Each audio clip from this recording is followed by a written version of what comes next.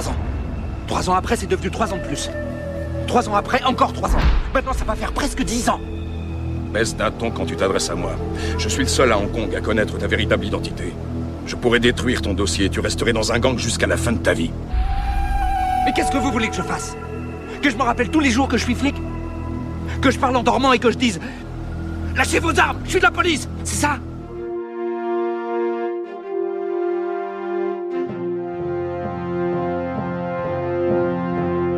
Hello there.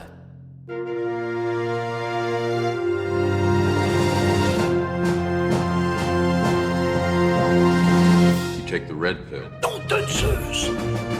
Wingardium Leviosa.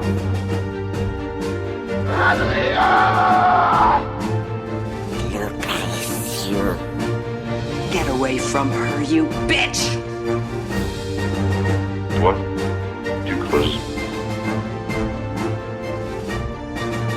Hasta la vista, baby. Salut mes petits infiltrés et bienvenue dans La Saga, le podcast qui analyse toutes les sagas du cinéma, un film à la fois. Je suis Sofiane Edkassi et je n'y connais pas grand-chose en cinéma hongkongais, mais ça va enfin être l'occasion pour moi d'apprendre, puisque je vais me pencher sur la saga Infernal Affairs en compagnie de professionnels du sujet. Donc préparez-vous pour les 3 films de la trilogie d'Andrew Lau et Alan Mak, ainsi qu'un épisode sur Les Infiltrés de Martin Scorsese pour clore la saga. À noter que la trilogie est actuellement au cinéma pour la première fois en France, donc jetez-vous dessus. Là, je crois qu'en ce moment, là, pile poil, il y a pas mal de dates à travers la France, donc c'est le moment pour découvrir cette trilogie. Ils font des marathons avec les 3 films, donc allez-y. Pour m'accompagner dans cette nouvelle aventure et dans ce film, il est entre autres derrière la Maison du cinéma asiatique et il est aussi l'auteur de Police vs Syndicat du crime, qui se penche sur les polars et films de triade dans le cinéma de Hong Kong, d'où il vit, et nous parle en direct. Arnaud Lanuc, bienvenue! Bienvenue à tous, merci de m'avoir invité. On pose toujours cette question à nos invités. Quelle est ta saga préférée en dehors de Star Wars? Eh ben, je suis quelqu'un de très normal en réalité, et donc ma saga préférée est évidemment Star Wars. Non, t'as pas le droit de dire sur Star Wars. Je sais bien, c'est pour ça que je l'ai dit. Sinon, t'entends. Non, Voilà. Je sais qu'on n'a pas le droit, donc je vais aller plus dans mon registre habituel qui est du côté de l'Asie, parce que c'est vrai que ce podcast me semble manquer un petit peu de consonance asiatique. Tout à fait. Donc je vais vous donner quelques idées peut-être pour le futur, comme la condition de l'homme de Masaki Kobayashi, une trilogie des années 50-60 qui est absolument terrassante, les combats sans code d'honneur de Kinji Fukasaku, l'équivalent japonais du parrain de Coppola, la 36e chambre de Shaolin, qui est une trilogie également de Lo Kar-leung, qui fait partie des références des films de kung-fu, ou encore la série The Angel, qui fait partie de ce qu'on appelle le sous-genre du Girls with Guns, c'est-à-dire des films d'action à la Police Story, mais avec des héroïnes. Et moi, ça fait partie du sous-genre du cinéma de Hong Kong que j'adore tout particulièrement. Donc voilà quelques-unes des sagas que je préfère. Bah, il y a Police Story aussi d'ailleurs, comme saga. Ouais, mais en Police Story, les 2 premiers épisodes sont très bien, et après, je trouve que ça baisse en niveau. Là, tout ce que je viens de donner avant, ça garde un niveau constant. Et il était une fois en Chine, ça donne quoi? Les 3 premiers sont très bien. Après, ça devient très inégal pour se terminer de manière assez décevante, on va dire, avec le 6e épisode, Dr. Wong en Amérique. Ah, il y en a 6. Après, j'ai quelques réserves même sur le premier. Ouais, et après, tu as toutes les copies chinoises en plus qui reprennent certains des acteurs. Mais bon, la série officielle, la saga officielle d'Elite Une fois en Chine, c'est 6 épisodes et une série télé. Et une série en plus. Il y a une série Infernal Affairs d'ailleurs. Oui, alors que je n'ai jamais vu, donc j'avoue que je ne peux pas en dire grand-chose. Il y a un remake indien, je crois, et coréen aussi, il me semble. Et un américain. Pour les gens qui ne savent pas, on ne sait jamais. Qu'est-ce qui différencie le cinéma hongkongais du reste pour toi? Alors déjà, faut définir quel cinéma hongkongais. Je pense que quand tu parles de cinéma polar, on va dire, on va plutôt parler du polar, vu que là c'est Infernal Affairs, polar, policier, on va dire, dans ce style-là. Et il faut aussi définir une période, parce que c'est pas forcément le polar hongkongais actuel est très différent de ce qu'on entend par le polar de l'âge d'or, qui est dans les années 80-90. Et ce qui définissait, mine de rien, le polar de cette période 80-90, c'était surtout l'action, en réalité. avec des séquences de combats à main nue, des poursuites, des gunfights qui ont marqué les esprits de quasiment tous les spectateurs qui ont vu ces films durant cette époque ou qui les découvrent même encore aujourd'hui. Donc c'est vraiment une question d'action. Après, c'est plus difficile à déterminer en termes de thématique, même si justement le sous-genre du film d'undercover, du film de flic infiltré est peut-être un des genres les plus spécifiquement hongkongais, on va dire, par rapport à d'autres polars à travers le monde. Ah ok, je savais pas que c'était spécifique ce genre-là. C'était vraiment un truc qui était déjà bien fait avant en fait, avant Infernal Affairs. C'est à partir de 81 avec un film qui s'appelle Man on the Brink, qui a été édité récemment par Spectrum Film, qui vraiment définit les codes du film d'undercover. Et si c'est vraiment devenu quelque chose de très spécifiquement hongkongais, ça tient à la question de l'identité en fait. Puisque le cœur des films d'undercover, c'est qu'est-ce que je suis, quoi. Qu'est-ce que je suis un policier? Est-ce que je suis un gangster? Comment est-ce que je parviens à faire en sorte de concilier ces deux personnalités, ces deux identités? Et Hong Kong ayant été une colonie britannique, mais peuplée à 90-95% de personnes venant de Chine, ça crée naturellement une question identitaire qui a été au cœur et qui est encore au cœur de pas mal de la psyché hongkongaise. Et donc, évidemment, ça a trouvé une application très adaptée dans le film d'Undercover. Moi, c'est marrant, tu vois, je suis d'origine algérienne, donc encore une ancienne colonie. Et mon oncle Ali, par exemple, quand je l'entendais parler en arabe au téléphone, il utilisait des mots français par-ci, par-là. Par exemple, il parlait arabe, et d'un seul coup, il disait ascenseur, et ensuite, il recommençait à parler arabe. Et j'ai remarqué que les films hongkongais, c'est pareil avec l'anglais. Et ils ont un anglais parfait à chaque fois. Mais de temps en temps, il y a des petits mots anglais qui se retrouvent comme ça, par-ci, par-là. Et ça, c'est typique, typique des colonies, des anciennes colonies, en fait, quoi. Et ouais, tout à fait, hein, c'est la même problématique qui s'applique. Ouais, et on peut comprendre pourquoi ils ont cette fascination pour les doubles identités et ce genre de choses, parce que eux-mêmes, oui, ils sont perdus un peu. Pardonnez-moi l'expression, mais le cul entre deux chaises. Totalement. Ouais. Ouais, voilà. C'est assez intéressant parce que moi, quand j'avais découvert Infernal Affairs, c'était avant Les Infiltrés. Et en gros, je ne connaissais pas vraiment tous ces problèmes d'identité, etc., qui peut y avoir là-bas. Et là, en le redécouvrant, c'est intéressant de le regarder sous ce spectre-là, en fait. Ça change un peu la vision et ça apporte plus de profondeur au film, je trouve. Ouais, ça fait partie vraiment des spécificités thématiques vraiment hongkongaises pour le coup, tout en sachant que Infernal Affairs est vraiment une rupture aussi par rapport au polar classique hongkongais des années 80-90, parce que ce que j'ai dit, c'est que c'était défini par l'action, et Infernal Affairs, c'est absolument pas le cas. C'est un film qui n'a quasiment pas d'action, ce qui était effectivement assez novateur d'un certain point de vue pour un polar hongkongais. C'est beaucoup plus sur la tension que sur l'action, hein, quand même, là. On est beaucoup plus. Tout à fait, les personnages. Ouais. Pour toi, c'est quoi les plus grands films du genre? Donc Man on the Brink, vraiment grosse référence. Ensuite, on a City on Fire de Ringo Lam. Oui. On a À toute épreuve de John Woo. Dans les moins connus, moi j'aime beaucoup un petit film fin des années 80 qui s'appelle Edge of Darkness, avec un flic infiltré qui se retrouve trahi par son policier référent. Donc un film assez dark. Et après, tu as aussi des variations comiques qui sont assez sympas, type Fight Back to School avec Stephen Chow, où le flic infiltré donc, se retrouve à devoir infiltrer une école, donc à se faire passer pour un lycéen. Il y a une version comédie romantique aussi qui s'appelle Love Undercover, qui est sympa.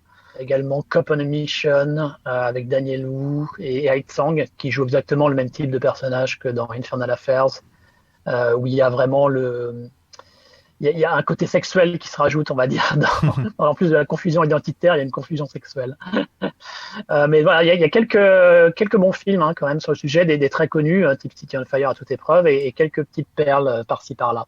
Et il y a un autre film aussi qui est pas mal dans ce registre, qui s'appelle To Live and Die in Tsim Sha Tsui, et qui a été réalisé par le co-réalisateur de Infernal Affairs, Andrew Lo. Ok. Avant Infernal Affairs. Et c'est nous, pour le Patreon, on essaie toujours de faire un épisode bonus en rapport avec la saga dont on est en train de parler. J'avais fait un petit sondage et c'est Hardboiled qui avait gagné. Donc je vais découvrir Hardboiled enfin. Et... Ah, tu l'as pas vu? Non, j'ai pas vu. Non. Comme je te dis, Oh là là, je, bon. je ne m'y connais pas beaucoup, tu vois. Voire pas du tout. Ah, tant mieux, c'est super. Mais je suis super content parce qu'on tire au sort les sagas en fait. Donc il y a quand même des sagas asiatiques, etc. dans le chapeau. C'est juste qu'on tombe pas dessus à chaque fois. Ah, ça me rassure. Non, il y en a, bien sûr. Il y a Détective D, enfin il y en a quand même pas mal. Mais au final, quand je suis tombé sur Infernal Affairs, j'étais content parce que j'adore découvrir d'autres trucs. Si c'est pour parler encore une fois de Jurassic Park, par exemple, là on va bientôt parler de Jurassic Park et je me dis, bon, ça a déjà été fait 1 milliard de fois, je suis moins motivé que pour un Infernal Affairs où je sais que je vais découvrir d'autres trucs, une nouvelle culture. Enfin, c'est quand même plus intéressant, je trouve, de se pencher sur ce genre de film. Et, je ne peux qu'être d'accord avec toi. Il y a un podcast sur le sujet d'ailleurs de Marvin Montes qui s'appelle Hcast, si je me trompe pas, c'est comme ça que ça se prononce. Je fais un peu de promo, voilà, au passage. Est-ce qu'il y a des réalisateurs qu'il faut absolument connaître et suivre dans le cinéma de polar hongkongais? Tu parles du cinéma récent ou ancien? En général, je pense pour une porte d'entrée, par exemple, pourquoi pas une porte d'entrée pour les gens qui n'y connaissent qui sont comme moi, qui n'y connaissent pas grand-chose. Bon, la meilleure porte d'entrée, ça reste les classiques, hein, John Woo, Ringo Lam. Ouais. En plus récent, il y a Derek Yee qui a fait pas mal de trucs très sympas comme Protégé, comme One Night in Bangkok, Benny Chan pour le côté polar, urbain, action, tendance un peu à la Hollywood. Et puis évidemment Johnny To, hein, ça reste des références récentes du cinéma hongkongais en matière de polar et de gangster. J'ai vu des John Woo, ça je tiens à le dire quand même. Mais voilà. Mais autre que Volte-Face. Oui, bien sûr, j'ai vu Une balle dans la tête. J'ai vu, j'adore Une balle dans la tête. Juste le concept du film est génial. Mais le film aussi, hein, je veux dire. Mais juste essayer de vendre ce film à quelqu'un, c'est. Je sais plus ce que c'était. C'est vrai que de manière générale, le cinéma de Hong Kong demande une petite adaptation. Hein. C'est vrai que quand on est habitué à un certain nombre de codes et d'acteurs et de manières de jouer venant d'Hollywood ou d'Europe, c'est vrai que c'est différent. Donc ça nécessite un petit temps d'adaptation. C'est une certaine ouverture d'esprit aussi. Mais en général, quand on fait un minimum l'effort et que on se dirige aussi vers les bons films, tant qu'à faire. Quand on part immédiatement sur tous les navets et les daubes, normalement, on est capable de faire cette transition et d'apprécier à sa juste valeur tout ce que le cinéma a à offrir. Et Dieu sait qu'il y en a beaucoup. C'est vrai que je ne sais plus à qui je parlais de ça il n'y a pas longtemps, du cinéma hongkongais, et la première chose que cette personne a dit, c'est « Ah, mais ils jouent trop mal, les acteurs ». Et là, pour avoir vu Infernal Affairs, j'ai envie de dire non. Là, pour le coup, il y a 4 acteurs qui se battent en duel, enfin pas en duel en l'occurrence, mais je trouve que tout le monde est bon dans le film. Enfin, il y a rien qui me choque particulièrement, et je pense que c'est plus quand il y a de l'humour, en fait. J'ai l'impression que ça surjoue dans l'humour. C'est ça, voilà. Ouais, ça surjoue dans l'humour. Après, si la personne l'a vu en version française aussi, il y a forcément un décalage entre la façon de parler en français et les expressions, enfin les attitudes, puisqu'évidemment ça correspond à un phrasé cantonais. Donc il y a forcément un décalage qui est présent. Hein. C'est sûr que ça. Il faut s'y habituer. Il y a la même chose avec le cinéma japonais. J'entends beaucoup, par exemple. Quand il y a des filles qui font des expressions très outrées, très exagérées, voilà, les gens qui vont dire oh là, ils surjouent et tout. Mais en fait, quand tu es au Japon et que tu dans la vie quotidienne et que tu vois des filles qui découvrent des trucs, elles ont ce type d'attitude pour de vrai. Il y a une réalité en fait. Hein. C'est juste que c'est pas la manière dont nous on réagit par rapport à un certain nombre de ces situations. Après, il peut aussi y avoir du surjeu, hein. Ça existe. Hein. Il y a des acteurs hongkongais qui sont des spécialistes dans ce registre également. Mais encore une fois, c'est des codes culturels et une question d'adaptation en fait. Ouais, là, il faut faire un petit effort effectivement d'adaptation. Là, par exemple, il y en a 2 où on pourrait dire ça. C'est la copine d'Andy Lau, et qui surjoue. Enfin, c'est pas qu'elle surjoue, c'est juste qu'elle est pas dans le même rythme que le reste du film. Elle est en mode comédie romantique. Exactement. Alors que et il y a aussi un des mafieux là, un des gangsters qui est un petit peu mafieux rigolo. Qui est un petit peu comme ça aussi. Mais moi, je les aime bien. Enfin, je sais pas. Je trouve qu'ils apportent un petit vent de fraîcheur dans le film. Ouais, à l'époque de la sortie du film, il y avait eu pas mal de critiques sur les 2 personnages féminins. Moi, moi, je trouve que ils sont utiles. Ils sont utiles, ils apportent quelque chose. Par contre, c'est vrai qu'à l'époque, j'avais pas trop accroché à Chapman To, qui était le comique de service du moment, que tu voyais apparaître dans tous les films hongkongais, dans des petits rôles pour faire des blagues. Et c'est vrai qu'il m'avait un peu embêté à l'époque, mais j'ai revu le film pour le podcast et je l'avais pas vu depuis 20 ans en fait, depuis sa sortie en fait. Et finalement, il m'a moins gêné, peut-être parce qu'on le voit plus autant maintenant. J'ai trouvé que finalement, ça passait. Évidemment, c'était pas lui qui jouait le mieux du film, c'est certain, mais ça va. Bon, et sinon, la question que je pose aussi sur chaque saga, qu'est-ce que la saga Infernal Affairs représente pour toi ? Pour moi, ça représente les débuts de mon intérêt pour le cinéma de Hong Kong. Enfin, ça a commencé à la fin des années 90, mais on peut dire que début des années 2000, c'est vraiment là où j'ai fait le pas définitif et je suis rentré dans le grand bain et j'ai commencé à naviguer là-dedans, à me plonger, à acheter tout un tas de VCD, de DVD pour essayer de trouver la perle. Ça devient une espèce un truc obsessionnel où tu veux forcément trouver les perles que les autres n'ont pas encore trouvées et donc tu regardes plein de trucs et plus tu en regardes, plus ça devient difficile de trouver des perles et ça correspond à peu près à cette période-là. Ça correspond aussi, mine de rien, aux premières fois où j'ai été à Hong Kong, puisque la première fois où j'étais à Hong Kong c'était en 2002, qui correspond donc à l'année de sortie de Infernal Affairs. Et un des tout premiers films que j'ai vu en salle à Hong Kong, c'était le deuxième Infernal Affairs au moment de sa sortie. Donc il y a un petit côté quand même assez affectif de ce point de vue-là. Et puis si on le prend de manière plus générale dans le cadre de l'histoire du cinéma de Hong Kong, Infernal Affairs, c'est un peu le dernier baroud d'honneur d'un certain type de cinéma hongkongais, c'est-à-dire relativement indépendant, et qui va, à partir de cette période 2002-2004, commencer à se réorienter vers la Chine et qui va commencer à se faire digérer par la Chine. Et ça, c'est vraiment une saga charnière à ce niveau, en fait. Et c'est le cinéma qui t'a fait bouger à Hong Kong ou tu aimais la ville déjà avant C'est le cinéma qui m'a fait découvrir la ville et ensuite j'ai été en ville et je suis tombé amoureux également de la ville. Et à ce moment-là, la combinaison des deux faisait que ça faisait sens à un moment ou à un autre. C'est comme moi, j'ai toujours adoré les films où il y a Chicago dedans. Et quand je suis allé là-bas, je suis tombé amoureux de la ville. Enfin, il y a eu un truc comme ça. Mais c'est des très bonnes portes d'entrée, mine de rien, le cinéma, pour découvrir des endroits, des cultures. C'est vraiment une très bonne chose, je trouve. Enfin, on sous-estime parfois le pouvoir que ça peut avoir sur les gens et comment ça peut influencer leur vie.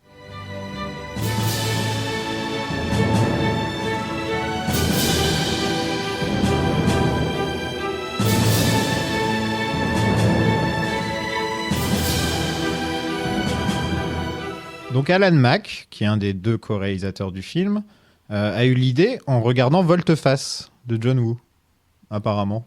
Il s'est dit, et si au lieu d'échanger leur visage, ils échangeaient leur identité et psychologie, en fait. C'est ça qu'il s'est dit. Et, parce qu'il trouvait que l'idée d'échanger le visage, c'était pas réaliste du tout, et il trouvait ça un peu bête, mais il aimait bien tout le reste du film. Ça m'a fait rire. Donc c'est marrant que John Woo qui parte aux États-Unis, ça influence le cinéma hongkongais au final. Ouais, ça montre le côté très transnational, mine de rien, du cinéma hongkongais qui a toujours eu tendance à reprendre des idées un peu à droite à gauche à travers le monde. Mais là, évidemment, c'est encore plus ironique vu que ça vient de John Woo qui, lui, s'était exilé aux États-Unis durant cette période.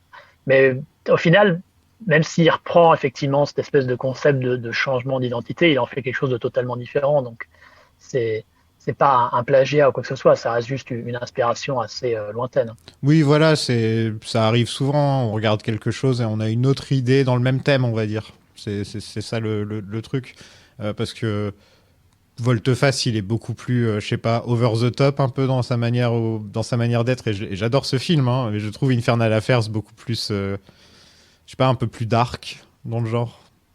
Et Volte-Face, c'est du John Woo, hein, donc c'est tout le côté romantique et exagéré qui le caractérise. Et là, effectivement, on est sur un truc un peu plus slick, un peu plus élégant, on va dire, mais qui a sa propre personnalité, et c'est le principal. Et justement, le script a été refusé un peu partout à l'origine de ce que j'ai vu, parce que une histoire de flic infiltré, c'était pas assez novateur en fait. À l'époque, Alan Mak et Andrew Lowe travaillaient dans la société de production d'Andy Lowe qui s'appelle Teamwork. Et donc, Alan Mack avait cette idée de faire un film un peu orienté flic infiltré, donc avec inspiration vaguement volte-face. Andrew Lowe a quitté Teamwork et a fondé sa propre société de production qui, selon les versions, s'appelle Base Picture ou Basic Picture. C'est bizarre, mais il y a deux différentes versions du nom. Et il cherchait évidemment un projet à pouvoir produire, parce que c'est le but à partir du moment où tu montes ta propre société de production. Et Alan Mack lui a raconté donc son concept, parce qu'il avait juste un concept à ce moment-là, c'était pas un script développé. Et il lui a dit, vas-y, écris-moi un script et on va y aller là-dessus. Alan Mack a écrit en gros une moitié de script en 3 mois avec l'aide de Felix Chong. Et ils l'ont proposé à Teamwork, donc la société de Andy Lau. Le truc, c'est qu'il y avait un imbroglio contractuel, qui faisait que Teamwork devait proposer des scénarios à une autre boîte qui s'appelle Celestial. Celestial, c'est la boîte qui édite en DVD, en Blu-ray, tout ce qui est Shaw Brothers.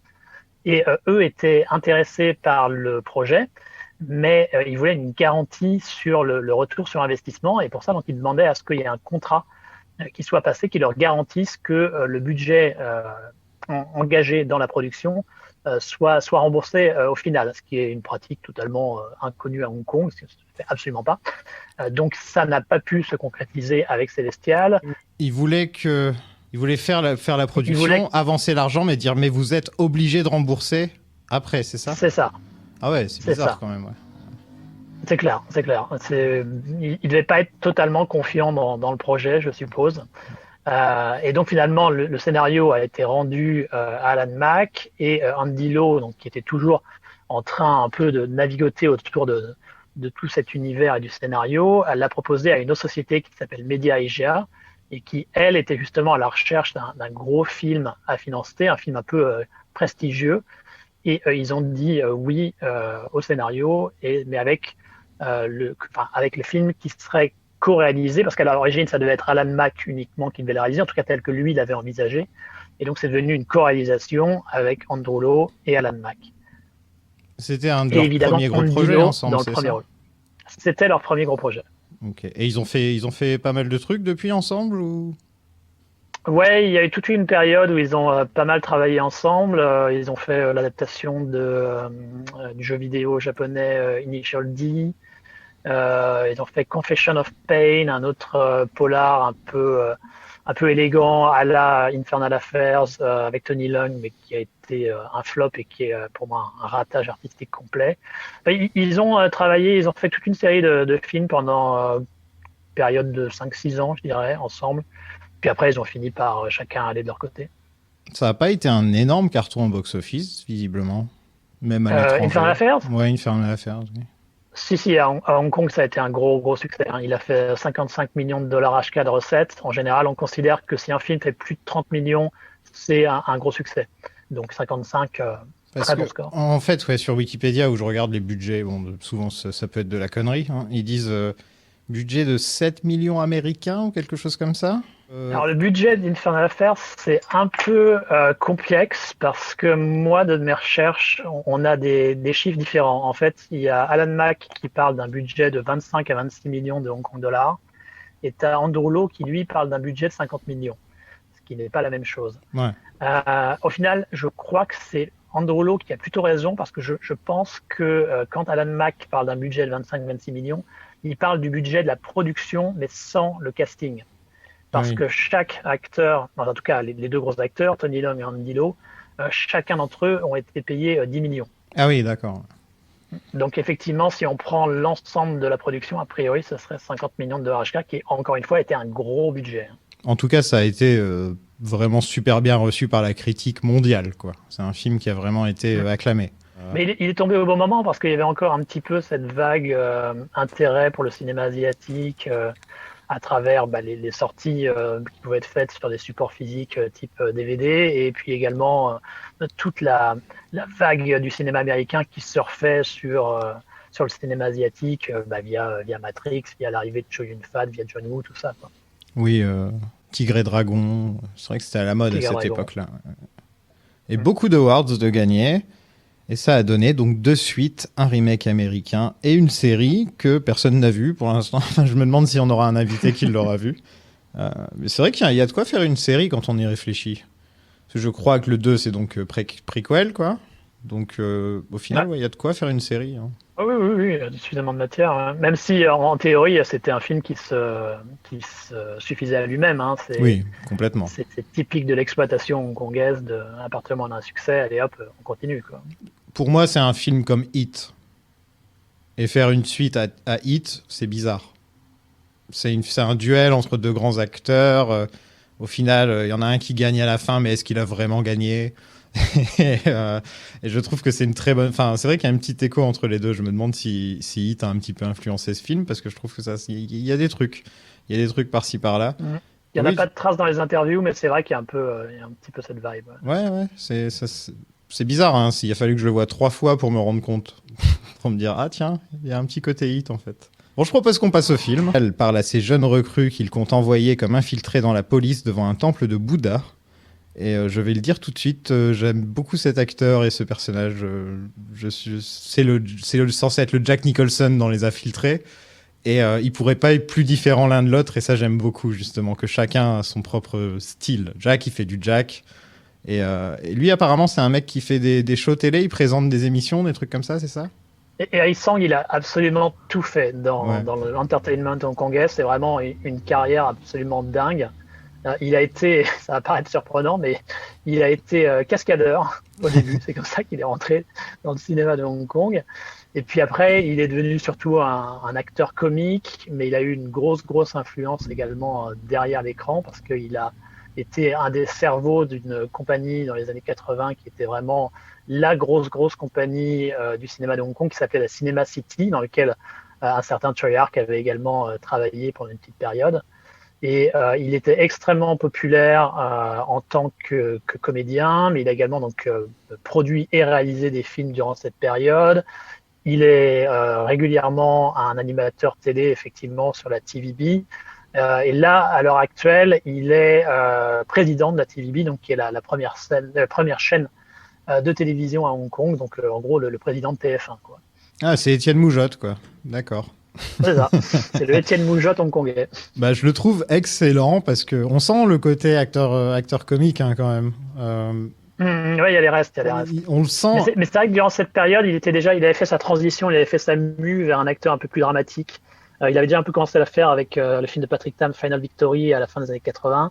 Et puis il avait fait un film en 96, si ma mémoire est bonne, qui s'appelle Comrades Almost a Love Story, un des meilleurs comédie romantique hongkongaise avec Maggie Cheung et Léon Lai, et où il jouait un personnage de parrain des triades, mais avec un parrain au grand cœur en quelque sorte. Et donc il y a un petit peu de ça également dans Infernal Affairs, mais voilà, il était vraiment au max de son pouvoir en tant qu'acteur, on va dire, avec à la fois cette facette comique, mais également une facette dramatique où il est capable d'exceller également. J'aime beaucoup les personnages comme ça. Je vais parler de Tony Soprano qui me vient à l'esprit. Où on dirait qu'il est toujours très sympa, on a envie de boire une bière avec, et d'un seul coup, un claquement de doigts, et ça devient le mec le plus flippant du monde. Et je trouve qu'il a un petit côté comme ça, Sam, dans le film. Sinon, le bouddhisme est un des grands thèmes du film, ou je me trompe? Parce que ça revient quand même beaucoup.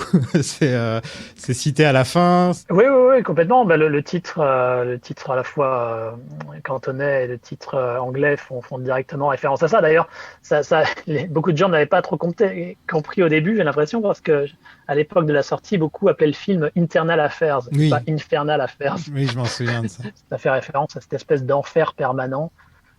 Que les gens qui ont pu voir les Chevaliers du Zodiaque, s'ils se souviennent du Chevalier de la Vierge, à un moment, il envoie le Chevalier du Phénix dans différents enfers bouddhiques, et ça fait partie de ces enfers bouddhiques. C'est le même principe. Merci, c'est la première fois qu'on parle des Chevaliers du Zodiaque dans le podcast. Je suis assez. On a parlé du tueur du Zodiaque, mais on n'a pas encore parlé des Chevaliers du Zodiaque. Donc comment ça s'est fait? Mais c'est vrai que ça donne une espèce d'ambiance un peu plus lourde et un peu plus mystique au film. Je pense que c'est juste en fait un mécanisme scénaristique. Hein. Je pense que c'est pas, il y a pas vraiment une recherche profonde d'éléments bouddhistes dans le film. Mais ça, c'est vrai que ça lui donne un espèce de poids un peu supplémentaire grâce à grâce à la présence de ces quelques références et de ces quelques éléments. Et pour l'information, le temple où il y a la cérémonie au début du film, c'est le temple des 10 000 Bouddhas qui se trouve à Châtine. Donc si vous voulez faire un peu de tourisme, un tourisme Infernal Affairs, c'est très facile de s'y rendre et c'est plutôt sympa, donc n'hésitez pas. Et le toit, à la fin, tu sais où il est? Parce que Bien c'est sûr, quand même l'endroit le plus iconique du film, quoi. Clairement, mais ça va être plus dur d'y aller parce que c'est dans un bâtiment du gouvernement. Et à mon avis, ils sont pas super fans que les gens y aillent en pèlerinage. Faut y aller à la nuit avec un pied de biche, voilà, c'est comme ça. Ouais, ça peut se tenter. Le proverbe dit que des milliers meurent pour la gloire de César. Mais je ne crois pas au destin. Le jeu consiste au contraire à prendre sa destinée en main. Vous êtes mes dernières recrues. Vos casiers sont vierges. Choisissez maintenant comment vous allez vivre votre vie. Je vous souhaite une carrière brillante dans les forces de police. Donc Lo King-ming fait ses classes à l'école de police en même temps que Shang Wing-yeon, qui est joué par Tony Leung, et Andy Lau, donc qui est là. Je vais les appeler Andy et Tony parce que voilà, pour moi c'est souvent dans le podcast quand il y a des acteurs tellement iconiques comme ça. Par exemple, on a parlé de Ron Perlman la dernière fois et pendant tout l'épisode, je l'ai appelé Ron Perlman, tu vois. Donc là, je vais les appeler Tony et Andy, ce sera plus simple. On a un petit montage qui les montre jeunes en train de faire leurs armes. Sauf que là, ils sont joués par Edison Chen et Shawn Yu. Et c'est des acteurs connus de leur côté? À l'époque de Infernal Affairs, c'était deux petits jeunes qui montaient, qui avaient le vent en poupe, et c'était un moyen effectivement de les lancer encore plus pour en faire des grands noms. Et ça a été plutôt bien vu puisque ça leur a permis de faire le deuxième avec un certain facteur commercial. Après, pour la suite, Shawn Yu s'en est sorti pas trop mal. Il est encore actif à l'heure actuelle. Et on va dire que c'est une star moyenne. Edison Chen, par contre, lui, il a explosé en plein vol parce qu'il a été attrapé dans un scandale à la sextape et aux photos de copines dénudées, toutes les copines étant des actrices connues. Et donc, ça a été un gros scandale à Hong Kong et il a quasiment arrêté sa carrière d'acteur après ça. Ah ouais, ok. Mais c'est intéressant de les voir jeunes. Par contre, toi, t'as pas vu Les Infiltrés, c'est ça que tu me disais avant l'émission? Non, ouais, moi j'ai pas vu Les Infiltrés. Tu as évité pourquoi en fait? Parce que t'aimes tellement Infernal Affairs que t'as pas envie de voir ce que ça donne la version Oncle Sam, ou c'est juste que c'est jamais arrivé, quoi? Tu t'es jamais posé devant? Bah, j'aime beaucoup l'original, donc je me vois pas trop l'intérêt de me regarder la même histoire en fait. Hein. Donc, c'est la même histoire. Ouais. Dans les thèmes, c'est très différent. Enfin, il y a vraiment des grosses différences. Et par exemple, bon, je vais devoir t'expliquer un petit peu juste. J'ai pas envie de te spoiler, mais les personnages principaux ne se rencontrent qu'à la fin du film. Ils ne se croisent pas du tout pendant le film. Ils ont des moments où ils peuvent se croiser, ils se poursuivent, etc. Mais il n'y a pas un seul moment. Justement, c'est là que ça me fait penser à Heat, où Pacino et De Niro se croisent quasiment pas pendant tout le film.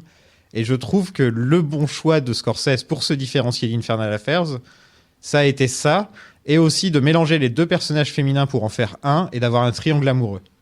En gros, c'est ça les deux gros choix que Scorsese a fait, et aussi de le mettre à Boston, et donc d'en faire un truc beaucoup plus catholique Boston, et riche contre pauvre, un peu plus, c'est plus un côté comme ça que Infernal Affairs, qui lui, le thème est beaucoup plus sur l'ex-colonialisme et le problème d'identité lié à tout ça.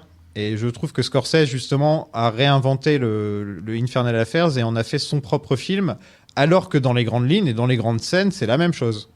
Et ça, c'est super intéressant, je trouve. C'est rare, les remakes qui se réapproprient quelque chose et qui en font quelque chose de différent et de bien. Donc je te le conseille quand même. Jette-y un œil, un de ces quatre. On sait jamais. Ok, je note. Et oui, donc ils se croisent dès le début du film, là. Ils se rencontrent donc dans une excellente scène qui montre qu'ils ont des points communs avant de se pencher sur leurs différences. En fait, pendant tout le reste du film, on se penche sur leurs différences. Et là, on se dit, en fait, ils aiment bien la musique tous les deux. Et la musique est magnifique, d'ailleurs. Dès cette introduction, on a affaire à deux acteurs qui respirent la classe et qui se complètent parfaitement, je trouve. Alors, on va en parler un petit peu. Tu veux commencer par lequel? On peut commencer par Tony, puisque c'est... Non, c'est Andy qui apparaît en premier, je me souviens plus, là, j'ai un petit doute. Je crois que c'est Andy, ouais. Ouais, c'est Andy qui rentre dans la boutique, ouais, je crois que c'est ça. Ouais. Exact, ouais, et après, Tony apparaît derrière le... Andy Lau, un acteur qui, à l'heure actuelle, est peut-être la plus grosse star hongkongaise en activité en tout cas en Asie. Et chanteur, non? Pas à l'échelle mondiale. Alors, il est acteur à la base, et évidemment, comme tous les acteurs, y compris d'ailleurs Tony Leung, il a poussé la chansonnette. Ce qui le différencie, lui, par rapport aux autres acteurs qui ont fait ça, c'est que lui, effectivement, est également devenu une star de la chanson. Ce qui n'est pas forcément le cas de la plupart des autres. Et il fait partie de ce qu'on appelle les 4 dieux de la cantopop, aux côtés de Aaron Kwok, Léon Lai et Jackie Chung. Jackie Chung de Une balle dans la tête. Ah. Mais là où les 3 autres sont vraiment des chanteurs qui sont ensuite devenus acteurs, Andy Lo, c'est l'inverse. C'est d'abord un acteur qui ensuite est devenu chanteur, mais qui a connu effectivement le même type de succès. Et Andy Lo, à ses débuts, il était vraiment en mode Marlon Brando hongkongais, en mode bad boy, rebelle, idole avec la coiffure impeccable, ce genre de film, et dans des films très très commerciaux. Et il le faisait plutôt bien, mais c'est vrai qu'il a aussi eu tendance à travailler, c'était un peu un staccanoviste. Il a travaillé comme un malade, et il est apparu dans des dizaines et des dizaines de films, quoi. Facilement 5 à 6 films par an durant la période oui, donc c'est fin des des centaines, années 80, quoi, début plus, 90. ouais. Il a une filmographie absolument énorme.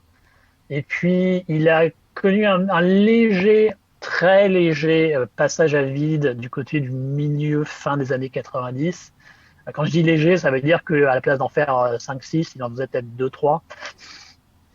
Donc ça reste en termes hongkongais, hein, tu vois, comme passage à vide. Il avait un rythme à la Ridley Scott. C'est ça. Et puis, il a réussi à se réinventer au début des années 2000. Alors, Infernal Affairs fait partie de cette capacité qu'il a eue à se réinventer et à travailler avec des réalisateurs plus ambitieux, plus intéressants, avoir des rôles également qui sortaient du registre qui avait été le sien, donc de ce côté un peu sous Marlon Brando, idole. Il a fait, par exemple, Needing You, qui était une comédie romantique début des années 2000, réalisée par Johnny To, qui a été un énorme succès, et où il avait pour partenaire une certaine Sammy Chung, donc sa partenaire dans Infernal Affairs. Ça ne vient pas de nulle part. Et il avait également fait un film qui s'appelait Fighter's Blues, réalisé par Daniel Lee, qui était un mélodrame sur fond de boxe style, qui était également une coproduction avec le Japon, et où il avait un rôle assez sérieux. Donc c'est vraiment cette période du début des années 2000 où il parvient à se réinventer, à montrer que c'est un acteur intéressant et que c'est pas juste un beau gosse qui prétend être acteur. Et à partir de là, il s'est vraiment imposé définitivement comme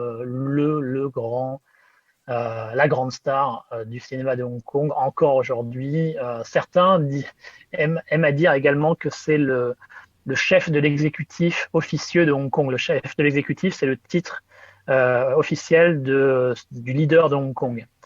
Donc il y en a qui aiment bien dire que c'est lui le vrai leader de Hong Kong. Comme Sinatra, c'était chairman of the board, un petit peu un jeu. Ouais, voilà. C'est un peu comme Même ça. principe. Ouais. Il se complète parfaitement parce que je sais pas, il y en a un. Enfin, je trouve Tony beaucoup plus mec normal, sympa. Enfin, il y a un côté plus accessible avec Tony, alors que Andy enfin, je pense que c'est les rôles qui veulent ça aussi, hein. Mais Andy fait vachement plus sérieux, premier de la classe un petit peu sur les bords. Alors que Tony, tu sens que c'est le mec qui a grandi dans la rue. Et c'est pour ça qu'ils sont super bien castés à ce niveau-là, en fait, je trouve. Qu'il n'y a pas forcément avec Damon et DiCaprio, par exemple. Tu vois, Damon et DiCaprio, au final, c'est moins différent. C'est beaucoup moins différent, je trouve, au niveau du casting que là. C'est vrai qu'ils amènent un bagage quand même assez. Enfin, c'est vraiment 2 grosses stars. Et même si on pouvait avoir un doute sur les capacités de jeu d'Andy Lo, il a prouvé qu'il en avait. Tony Leung, lui, on savait déjà que c'était un acteur avec une capacité émotionnelle incroyable. Et Tony Leung, lui, il a toujours su alterner assez habilement entre œuvres d'auteurs, évidemment avec Wong Kar-wai, mais aussi avec Stanley Kwan, sur un film comme Love on Two Ways, ou bien Patrick Tam avec My Heart is That Eternal Rose, qui est sorti il n'y a pas longtemps chez Spectrum. Mais il a également toujours fait des œuvres commerciales. Ça, c'est une facette qui est peut-être moins connue du public français, mais il a régulièrement été dans des comédies débiles ou dans quelques polars et films d'action. Et il a toujours réussi à alterner entre les deux et à pouvoir comme ça être à la fois bankable, mais également un acteur apprécié des festivals et des cinéphiles. Et le rôle qu'il joue ici, c'est vrai qu'il l'avait plus ou moins déjà joué dans À toute épreuve de John Woo. Ah, ok. Ah, mais je l'ai vu à toute épreuve. Mais oui, voilà, c'est ça l'autre que j'ai vu. La réalisation. Voilà. En plus, là, il est en train de commencer à se faire une place à Hollywood. Hein. Il est dans les Marvel maintenant. Donc, je pense que... Ouais, je sais pas si c'est une bonne chose. Hein. Ouais, non, mais c'est bien. Il arrondit les fins de mois. C'est bien pour lui. Il se fait un petit chèque. Pour lui, c'est bien. Ah bah oui, voilà. Mais non, et puis ça, je pense que c'est sympa au final. Les films comme Shang-Chi, même si on les aime pas ou quoi que ce soit, il y a des petits jeunes qui vont découvrir d'autres films grâce à ça, qui vont découvrir cet acteur. Donc au final, ça permet peut-être d'ouvrir la porte à un autre cinéma. Enfin, j'espère. Je sais que les gens qui regardent Marvel, ils feraient jamais ça, mais on sait jamais.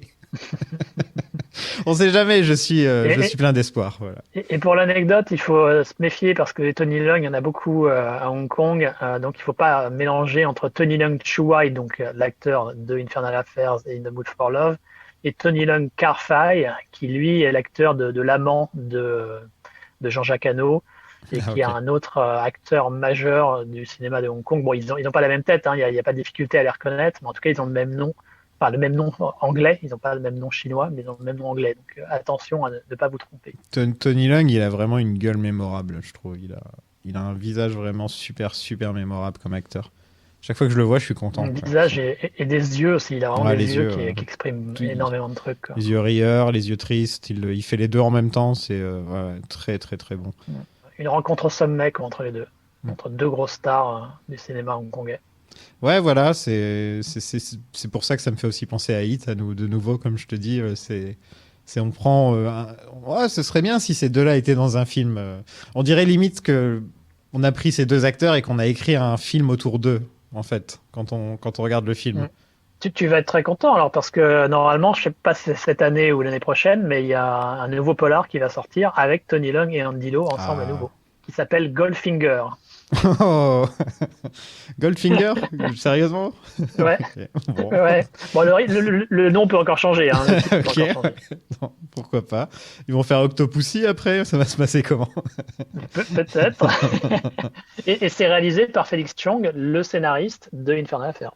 Ah oui, c'est vrai que j'ai pas parlé de lui, mais il y a aussi le co-scénariste avec Alan Mack, qui apparemment, eux, c'est une équipe. Ils bossent souvent ensemble, ces deux-là. Ouais. Alors, Félix Chong a enfin pris un peu son indépendance il y a pas longtemps, il y a 3 ans. Il a réalisé son premier film, parce qu'avant, effectivement, il bossait tout le temps en duo avec Alan Mack. Le film en question s'appelle Project Gutenberg, qui n'a rien à voir avec Steve Guttenberg de Police Academy, mais qui était un espèce de gros showcase de Chow Yun-fat. Si vous êtes nostalgique de Chow Yun-fat avec des gros guns et tout ça, et que vous voulez un côté un peu Infernal Affairs également, avec un côté twist dans le scénario, jetez un œil sur Project Gutenberg, ça pourrait vous plaire. C'est vrai qu'on n'a pas trop parlé de Wong Kar-wai, mais pour les gens, Tony Leung, c'est ça, quoi. Moi, c'est comme ça que je l'ai connu, en tout cas. Ah non, peut-être Infernal Affairs en finale. Je crois que j'ai d'abord vu Infernal Affairs, et après j'ai vu ses autres films. Mais oui, comme tu disais... c'est vrai qu'internationalement, il est lié à Wong Kar-wai. C'est un chouchou des festivals, ouais, comme tu disais. J'aurais bien aimé l'avoir en interview. Tu m'étonnes.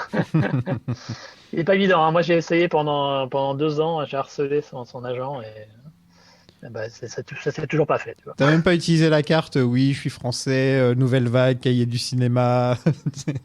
J'ai utilisé toutes les cartes que je pouvais.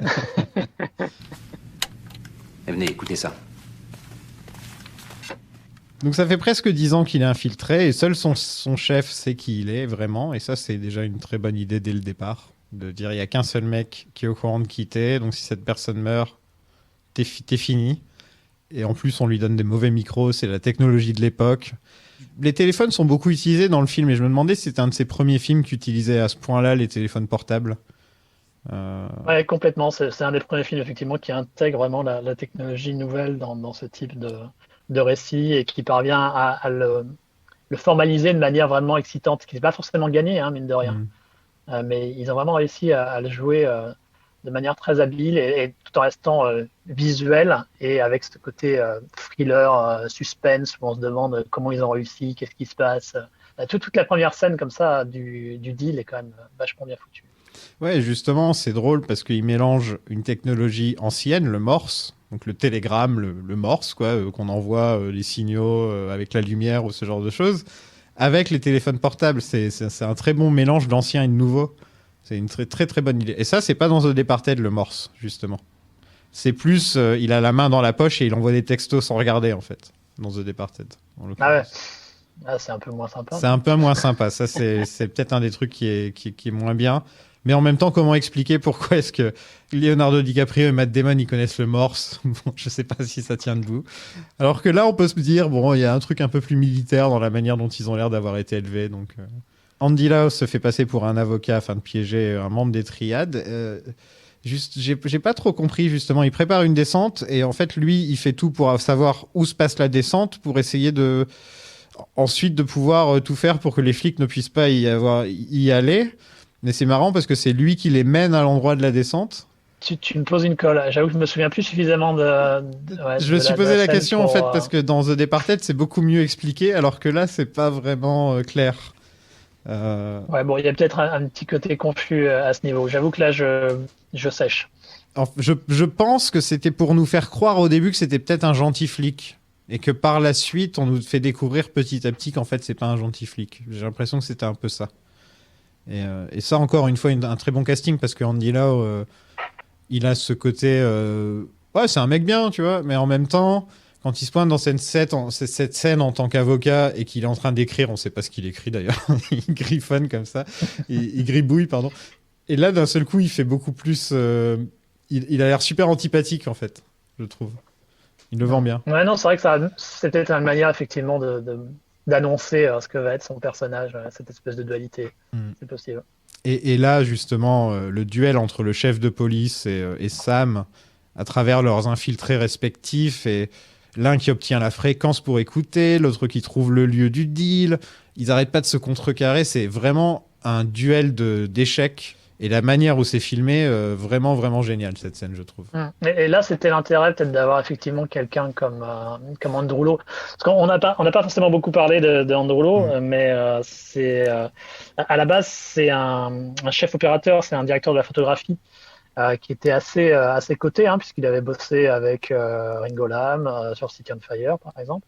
Il a bossé avec Wong Kar-wai, il a bossé avec Choi Ark, il a bossé avec tous les grands noms du cinéma hongkongais. Il est devenu réalisateur au début des années 1990. Il a eu des gros succès grâce, entre autres, à la série, une saga que vous pourrez faire qui s'appelle les Young and Dangerous, qui est une saga de 6-7 films sur un groupe de jeunes membres des triades, qui est une adaptation d'une BD hongkongaise. Ça, c'était un gros succès à la fin des années 90. Il a également eu des gros succès commerciaux à travers des blockbusters à effets spéciaux comme Storm Riders et A Man Called Hero. Donc ça a vraiment fait de lui quelqu'un de bankable. Mais si tu regardes l'intégralité de sa carrière et la plupart des films qu'il a fait, en fait, c'est avant tout un bon technicien. Mais ces films, ils n'ont pas vraiment beaucoup de personnalité la plupart du temps. C'est quasi un mercenaire, j'ai envie de dire.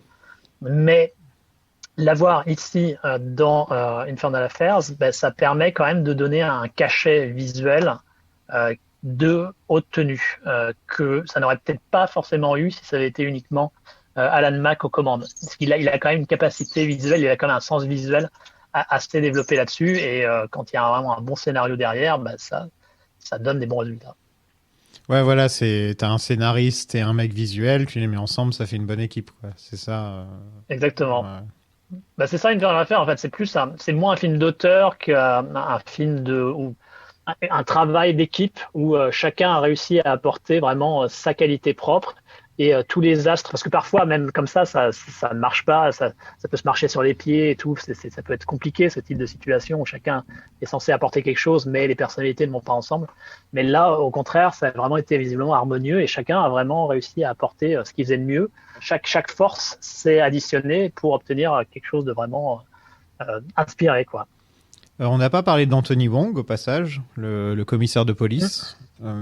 T'apprécies cet acteur ? Gros manque. Ah bah oui, oui, Anthony, évidemment. Qui ne peut pas apprécier Anthony Wong?